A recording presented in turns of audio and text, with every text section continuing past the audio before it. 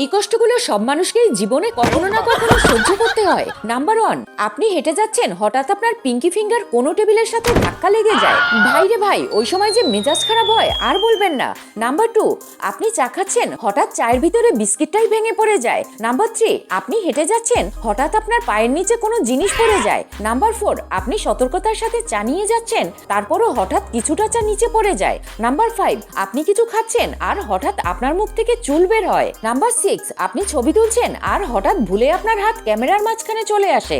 Number 7, আপনি মজা করে শুয়ে ফোন চালাচ্ছেন, কিন্তু হঠাৎ আপনার ফোন আপনার উপরেই পড়ে যায়। নাম্বার 8, আপনি ডাস্টবিনে ময়লা ফেলতে গেলেন, কিন্তু ভুলে আপনার নিজের জিনিসই ফেলে দিলেন। নাম্বার 9, যখন আপনি ইউটিউবে কোনো জিনিস দেখছেন, তখন হঠাৎ এই জিনিসটা মাঝখানে ঘুরতে থাকে। নাম্বার 10, আপনি শুয়ের ভেতরে সুতো গাঁথার চেষ্টা করছেন, কিন্তু অনেক চেষ্টা করার পরও আপনি শুয়ের ভেতরে সুতো ঢুকাতে পারছেন না। তখন মেজাজের কি অবস্থা হয় বলেন তো?